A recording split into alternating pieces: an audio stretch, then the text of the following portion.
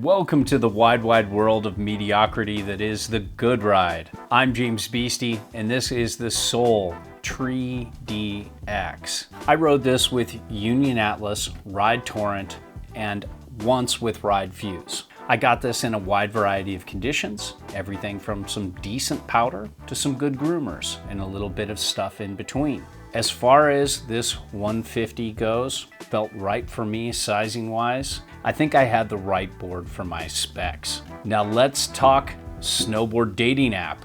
Some things that might make you want to swipe right. This little short wide has amazing float, a very turny experience, an accelerated, snappy turn that is really satisfying. It has near excellent chatter absorption that's just unique to boards with this much pop.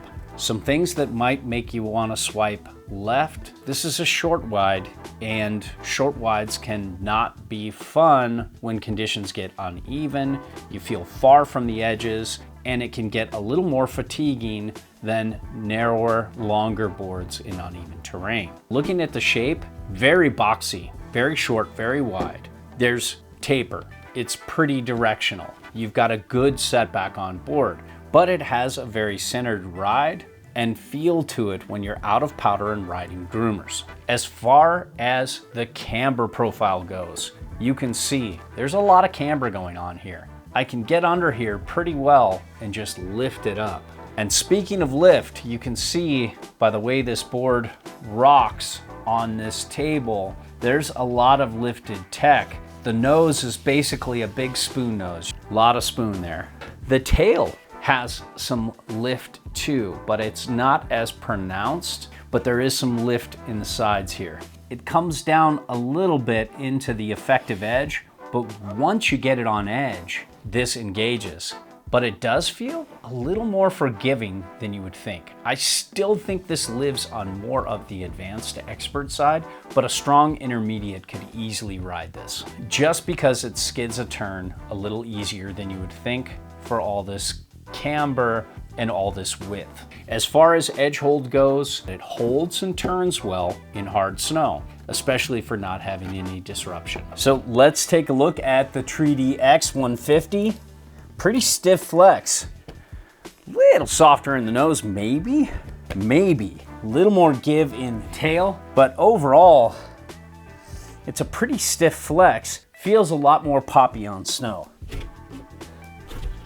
It butters off the tail really easy. I didn't feel it wash from the sides. The nose is okay for a butter, but the spoon tech, the minute you get away from dead center, it washes a little bit. The pop is near exceptional. This ollie's so easy, and you don't have to be a strong rider to get this thing to pop. For being such a poppy board, this does so well in uneven snow, especially for a short wide. Yes, it can be a little bucky and bouncy in soft, uneven snow, but it's not a fatiguing buck, and it's something you can get used to pretty easy once you understand the board. It also has this oscillate technology that really absorbs chatter and makes this board feel very damp despite being so poppy, and that's very unique in the industry. I would say it reminds me a little bit of Amplid,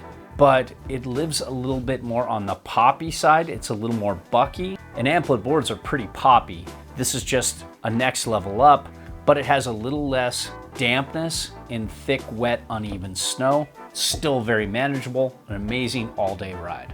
And if you need to point it with the Tree DX, you can. It's not the board you get to a straight line, but this side cut allows you to go straight, and in most conditions, you're gonna get a lot of chatter absorption, so it's gonna feel a lot better than a lot of its peers in this short wide category. The base glide is good. It's not amazing, but it's definitely upper tier. It's just a clear base, so if you have clear PTEX and a good BTEX gun, you can keep your base looking nice when you gouge it. I wish they had one of those faster, all black easy repairable bases, but you could do a lot worse. When it comes to the overall turning experience, it was doable edge to edge, but as the conditions get more uneven, it's more fatiguing to turn. I really enjoyed the Tree D better in that situation.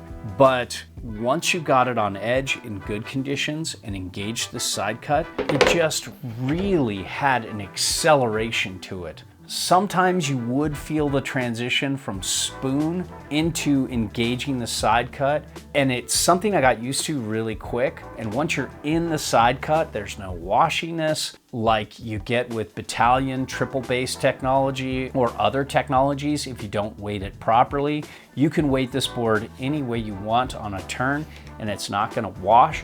It's going to engage and spring through. And when you get the side cut engaged, it just has this little moment of delay. I think Corin said it's like a turbo engine. There's a second between when it engages and goes, and then it just accelerates. And I feel that, especially in powder. It's such a snappy, dynamic turn. But on groomers, carving, this just is super satisfying, super springy. And when it comes to powder, you do have a very set back, directional, floaty board. Rides a lot bigger than you would think for a 150 in powder. Floats very well. I actually like this better than the 58 Tree D, just because there's a lot more surface area packed into a little board. And even in low angle Mount Bachelor powder, this did a very good job. And to talk about setback on board with a 20.5 inch stance width set all the way back, you get 5.875 inches back from center of board, set all the way back. That's a lot of directional float for this peer group. Most are like 3.5 to 4 something. So 5.8, you're really far back on board, but you're not riding back on the tail like you would with a snow surfboard. So there is some tail for getting some air. You have some landing gear here, even set all the way back. And I loved how slashy and turny this was in powder. The spoon nose really just engages and makes these fluid, smooth turns. And overall, I think the Tree D X is a very fun short wide. And I think this could work for a wide variety of riders. I love the balance of chatter absorption and pop. I wish more boards were like this. This would be a great quiver board, but it could also be a pretty good one board short wide quiver.